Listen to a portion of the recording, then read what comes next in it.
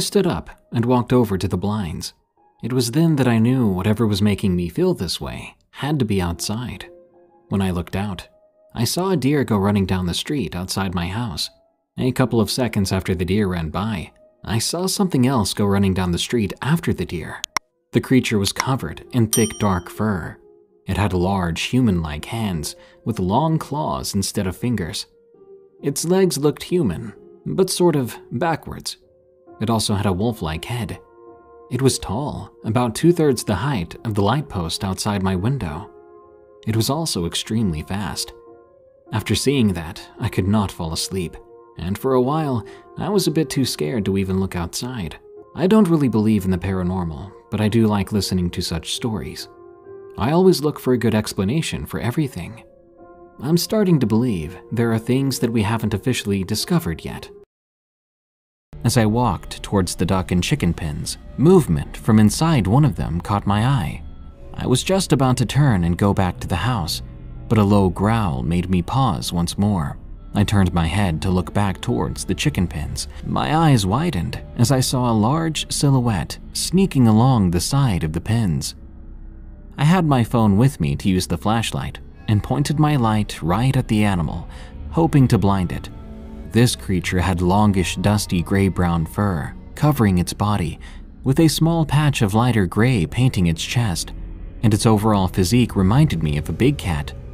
As my eyes trailed over this thing, I noticed it had a long muzzle, paws, and amberish green eyes like a wolf. Yet it had rounded ears and a long tail like a cougar or snow leopard. It was clearly an apex predator in the animal world, so I was right to have been paranoid.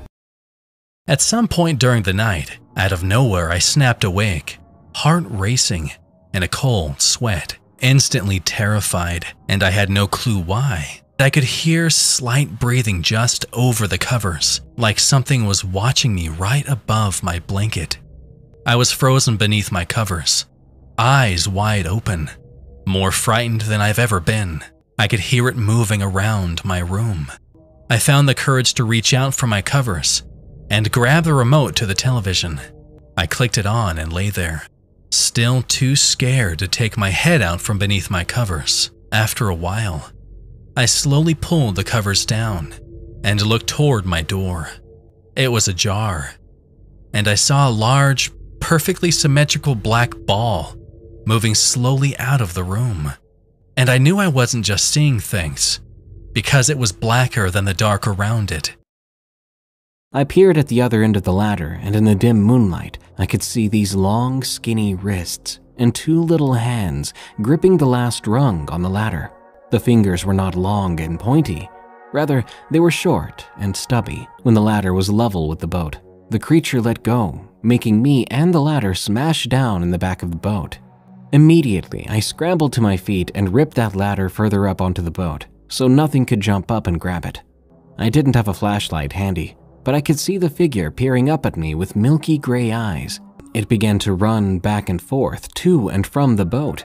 It would get maybe 30 or 40 feet away, turn around, and run straight back at me. It began making a loud gurgling scream noise. I didn't watch it run back and forth making the noise. I was too freaked out, so I stood watch and listened from the doorway entering the lower inside of the boat, getting ready to slam and lock the door at a moment's notice. That night, as I was being tucked into bed, I felt uneasy, like I was being watched by someone with malicious intent. I dreamed for the first time in years. When I woke up, I noticed the room felt different. It was that same feeling from before, still lingering. That's when I saw her. The dead girl in a white dress with blood on her feet. Her eyes glowed yellow in the dark. She just stood there as a part of the background. I looked away, then back, and she was gone just like that. This dead girl haunted me for 5 years with attacks like that. Now I'm under heavy medication from my doctor. Every time I forget my meds, even just once, she'll be there, waiting, just biding her time. Something disturbing was caught on a security camera at a hospital in Buenos Aires, Argentina. The security guard on duty notices the automatic doors open and appears to approach a visitor.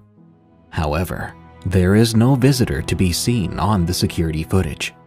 Even so, the guard continues to act as if he is helping the unseen visitor, even offering them a wheelchair, which the entity apparently declines. The security guard claims it was an old woman he saw, and that she came to retrieve the belongings of someone who recently died. Let me know in the comments if you think this is real, and get more stories of the unexplained at eeriecast.com.